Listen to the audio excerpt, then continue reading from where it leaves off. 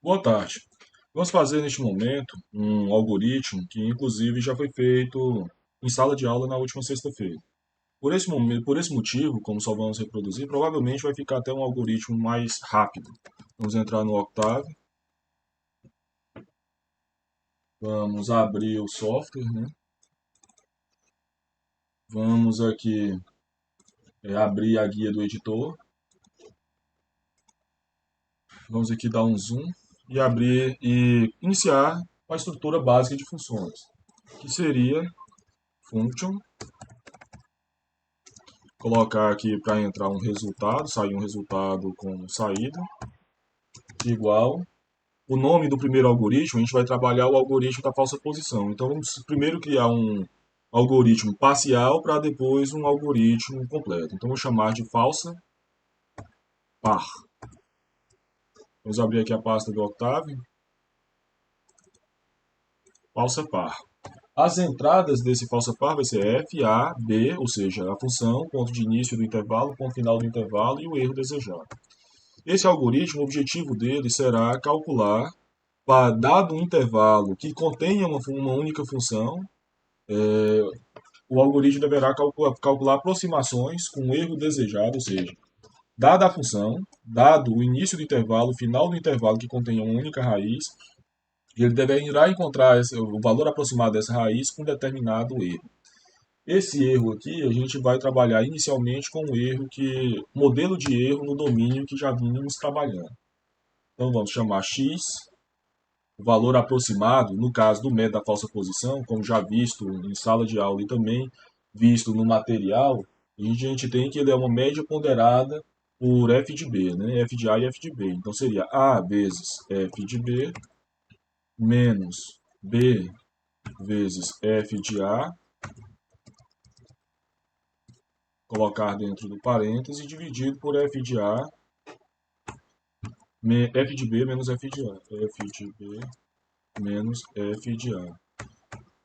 De acordo com o que a gente pode resultar bem lá no livro, ele é a média aritmética ponderada pelo f de A e f de B em módulo, né? O valor absoluto das funções no ponto.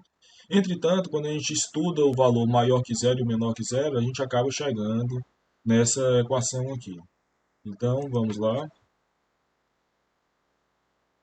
Aqui vamos colocar aqui enquanto o valor absoluto do módulo de f de x for maior do que o erro, a gente vai realizar determinado procedimento. Aqui a gente poderia escolher duas formas de colocar esse erro nesse intervalo. Nesse momento, todas as duas formas seriam bastante viáveis. O erro no domínio ou o erro na imagem. Observe que aqui está o erro na imagem, né? Porque está calculando o f de x e esse f de x é que está fazendo a comparação com o erro. Lembrando que esse erro aqui, o valor absoluto de f de x, está todo o comprimento de um ponto do ponto, o quão próximo ele vai estar do erro desejado. Então, sempre que ele for maior do que o erro desejado, a gente estaria recalculando. Entretanto, né, muitas vezes a gente utiliza dividido por 2. A gente pode utilizar também dividido por 2, que estaria mais convergente com a definição de erro. Uma vez que o erro a gente costuma somar o ponto central somado mais um determinado valor, que deve extrapolar, e menos um determinado valor. Então, de menos até mais, né? O erro. Ou seja, geralmente a gente teria que dividir por 2 para poder verificar se de fato está dentro da margem do erro desejado. Mas aí fica assim, podemos escolher essa forma. Todas as duas formas a gente vai encontrar valores ali mais ou menos próximos, mas não exatamente. Né? Essa forma aqui seria mais apropriada. Então teríamos aqui se f de A vezes f de B, que é a condição que a gente vai realizar de teste. Né? Então, se o f de A vezes o f de B for menor que zero, conforme a gente já viu no algoritmo da biseção, significa que existe, na verdade, f de A vezes f de B não, f de A vezes f de x, né, que a gente vai realizar o teste com x.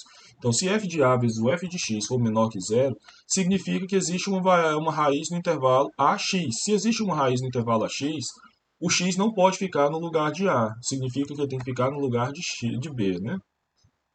Entretanto, pode acontecer outro caso aqui, que é se o f de A vezes o f de x for igual a zero. Nesse caso aqui, vamos admitir que já tenha sido observado que o valor de A não é raiz. Se o valor de A não for raiz, o f de A vezes o f de x for raiz, né, for igual a zero, significa que o próprio x é raiz.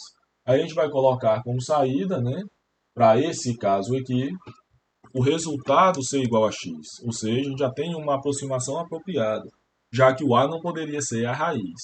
Então a gente vai partir do pressuposto que o valor de A não seja raiz.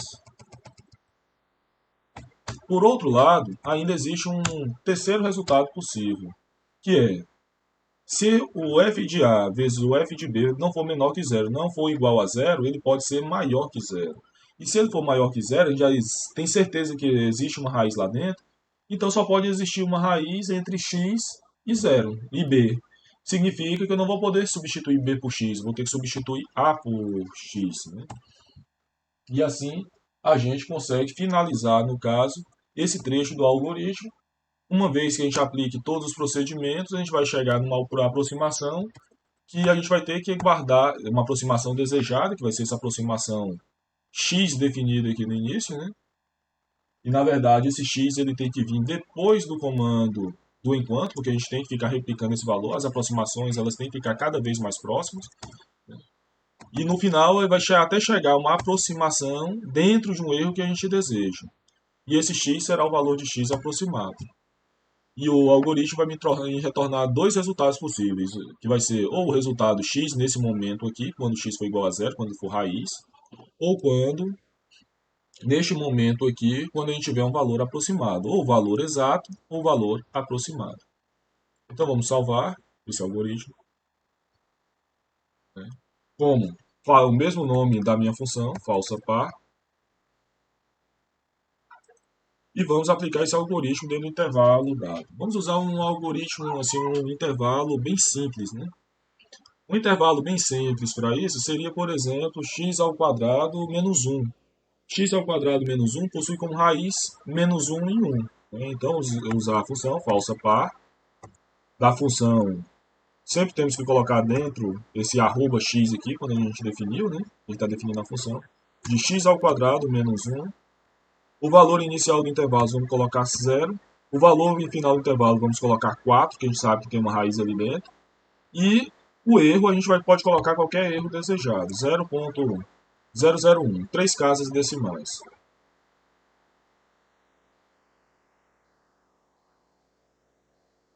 Aqui ocorreu um erro indefinido na linha 2. Vamos voltar no algoritmo para poder verificar o que tem de erro aqui.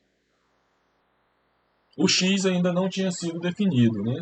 A gente tem então que utilizar, na verdade, esse f de x em dois momentos. O primeiro erro aproximado, né? O primeiro x aproximado e o segundo x aproximado. Ele aqui vai calcular a minha primeira aproximação. Caso já seja satisfeita, ele será o valor de x. Caso não seja satisfeito, vai entrar no loop e aí sempre vai ficar calculando cada vez mais aproximado. Vamos fazer isso e voltar a definir aqui essa função. Ao fazer isso, já encontramos a aproximação com no mínimo 3 casas decimais. Observe, 0.9991. Né? Então está aí o valor aproximado para o valor de x da raiz. Se a gente quisesse a outra raiz, entre menos 3, por exemplo, e 0, para pegar a raiz menos 1, né? A gente poderia fazer e encontraria menos 0.9990, aproximação também de 3 casas decimais. Né? Então, dessa forma, conseguimos visualizar que o nosso primeiro algoritmo está correto, que é o falsa par. Esperamos que esteja correto. É claro que aplicando testes podemos encontrar algum erro. Né? Agora a gente vai criar o nosso segundo algoritmo, que vai ser o nosso algoritmo falsa, que vai ser completo. E para isso vamos utilizar os algoritmos que a gente já tinha calculado antes, que é o localiza. O localiza, ou seja, primeiro a gente vai encontrar raízes e depois vamos aplicar esse algoritmo aqui. Vamos criar aqui o algoritmo com o nome falso. Vou copiar esse comando aqui mesmo, mas só para não ficar digitando. Vamos chamá-lo apenas de falsa. E para o localiza, a gente tem que lembrar que era necessário outras variáveis, que era a variável n, a quantidade de subintervalos do localiza. Né? Lembrando que ficou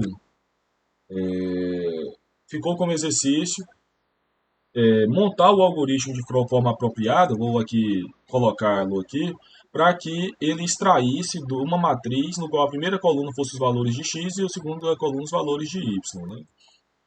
Que seria o início do intervalo e o final do intervalo. Vamos colocar aqui o comando que localiza da minha função, arroba de x ao quadrado, o início do intervalo, vamos colocar aqui do início até o final, de menos 3 a 4, para localizar as raízes, né? Vamos colocar aqui de menos 3 a 4, intervalo de 10, saltando de 10 em 10, deve ser mais que suficiente para localizar as duas raízes. Vamos colocá-lo aqui, a gente pode observar que saiu um valor, significa aqui que existe ao menos duas raízes, tem a raiz, o valor inicial e o valor final onde contém uma raiz, o valor inicial e o valor final onde contém a outra raiz, né?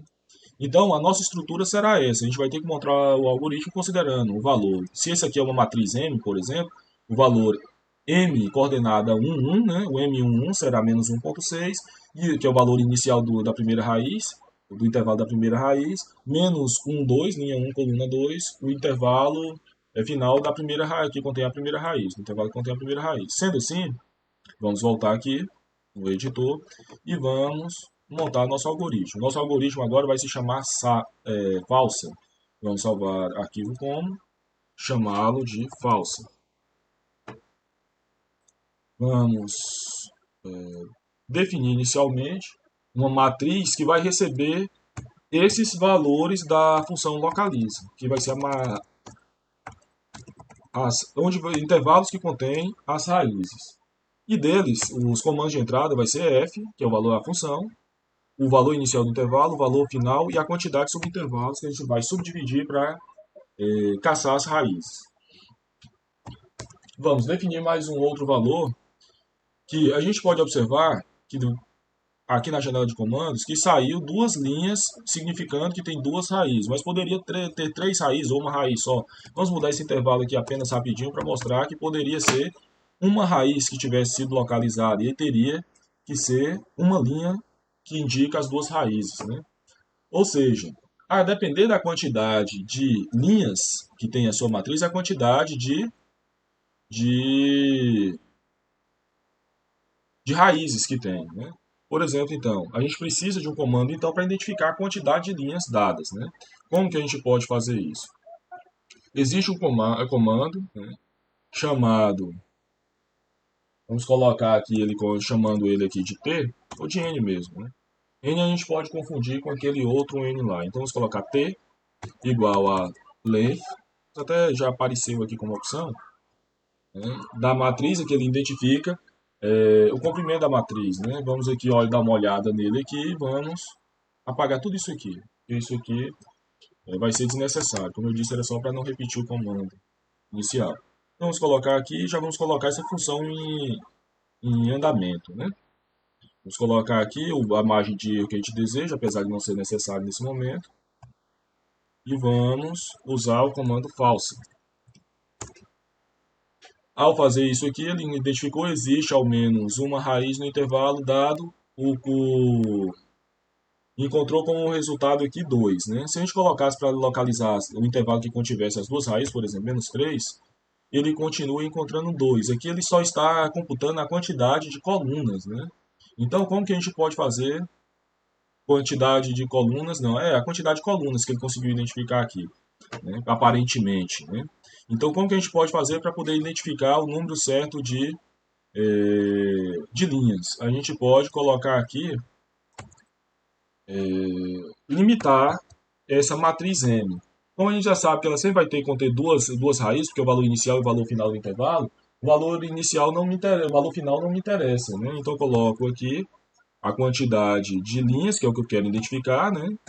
Vírgula, a primeira coluna a menos, ou seja, eu quero computar aqui, você vai me retornar desse comando m dois pontos, vírgula 1, a primeira coluna apenas da matriz M. Ao fazer isso aqui, vamos aqui aplicar aqui o teste rapidamente para poder verificar. Ele me retorna 2. Vamos aqui colocar, por exemplo, 0,4. Vai ter que me retornar 1. Se eu colocasse uma matriz maior aqui, por exemplo, se aqui a gente tivesse 3 raízes, uma função com 3 raízes. Vamos ver se essa função tem, se eu não me engano, eu esqueci de uma função que tenha mais raízes. Vamos colocar aqui seno de x. Quem sabe que tem mais raízes, né? E vamos colocar de menos 7 até 7. Deve conter mais raízes nesse intervalo. Então, ao fazer isso, a gente conseguiu identificar aqui 5 raízes, né? Então, com isso, consegue identificar mais raízes. Vamos então lá verificar aqui.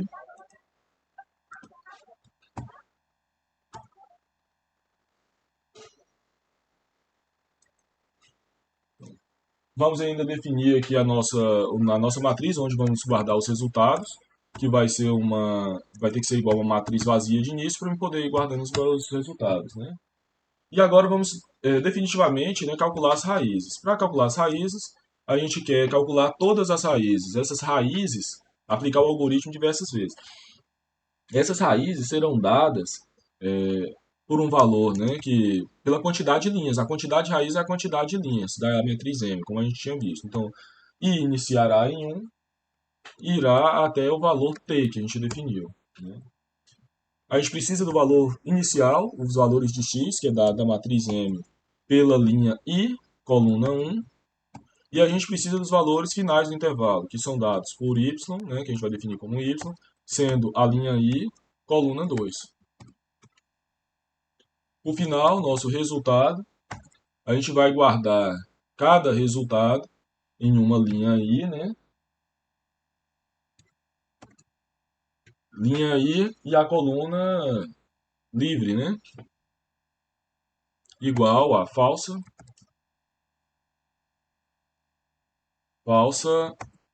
par, né? Na verdade, a gente vai aplicar a função que a gente já tinha criado, que é a falsa par. O valor, vamos aumentar aqui, dando aqui um zoom, que esqueci até de aumentar mais. Falsa par, o valor inicial x, um valor inicial y, uma função f, um valor inicial x, um valor final y e um erro que a gente já tinha definido. Então, dessa forma aqui, a gente vai guardando em cada linha, né? Ou seja, vai sair um vetor aqui, coluna. Se a gente quiser, a gente pode apenas definir sempre uma linha para poder sair um vetor linha em vez de um vetor coluna. Vamos salvar aqui e aplicar, né? Então, vamos definir a função falsa desse seno aqui, calcular todas as raízes desse intervalo, né? Aqui a gente encontrou, né, foi encontrar definida 5 raízes, mas teve uma raiz que não conseguiu definir. Uma foi menos 6,28, a outra menos 3,14, ou seja, aqui provavelmente é o valor de menos 2π, né, porque sendo de menos 2π, zero. O valor aproximado de menos π, aqui deveria ter sido zero, mas por algum motivo deu indefinido, né? Não conseguiu localizar o valor zero aqui. Talvez deu uma divisão sobre zero, alguma coisa que apareceu esse valor aqui. 3,14 e 6,28. Então o algoritmo está funcionando, né? Se a gente mudasse esse intervalo aqui, por exemplo, para 13, vamos verificar se esse problema ali da raiz do meio já seria resolvido. Olha aí. Já temos que já foi resolvida, aumentando aqui a quantidade de subintervalos. E subintervalo implicou em alguma ocorrência de algum probleminha. Se a gente colocar 7, também localiza. O 10 talvez tenha dado algum probleminha que a raiz deu alguma divisão, talvez uma divisão não permitida, um valor mal definido. Então aqui saiu o vetor coluna, como eu havia dito. Se a gente quisesse a resposta no vetor linha, bastava colocar aqui a linha 1 e as colunas is. Se eu fizesse isso, já seria o suficiente para poder colocar a resposta no vetor linha, né? Olha, primeira raiz, segunda raiz, terceira raiz, assim sucessivamente. Então, dessa forma, conseguimos fechar o nosso algoritmo, né? Pode ser, com certeza, talvez, pode ser melhorado. Geralmente, os algoritmos que nos é dado, né, na maior parte do material, ele é apenas essa primeira etapa falsa par. Acredito que seja nessa primeira etapa falsa par, onde há necessidade de que se localizem as raízes. Como a gente já tinha construído um algoritmo para localizar raízes, fiz a junção dos dois para que as raízes fossem calculadas, os intervalos fossem localizados de forma automática e com isso a gente tivesse maior liberdade. Esse algoritmo é mais prático do que o da maioria que a gente encontra. Então basta eu estipular um valor inicial de intervalo, um valor final, e ele vai encontrar diversas raízes. Vamos colocar aqui um valor aqui maior, né? Menos 20 a mais 20. Vou colocar em coluna, porque vai sair uma lista grande. Não, até assim mesmo, né? Vai ser uma lista grande de colunas, né? Aqui vai ser uma lista grande de colunas. Opa, vamos colocar aqui que está saltando 7, 7. A gente lembra que subintervalos é bom para a gente localizar de forma melhor. colocar um número de subintervalos maior do que um, né? Para a gente poder localizar todas as raízes. Então vamos colocar aqui de 20, menos 20, 40, acima de 40 é um bom valor. Vamos colocar aqui um número 43, por exemplo. Vamos verificar se a gente consegue localizar um bom número de raízes. Como podemos observar aqui, né, a gente conseguiu encontrar aqui diversas raízes aqui, né? Vamos colocar aqui, Ctrl L. E aqui a gente tem várias raízes aqui nessa lista, né? 13 raízes. Foram localizadas 13 raízes. Então, bons estudos a todos. Vamos partir para o nosso próximo vídeo, que é o método de Newton.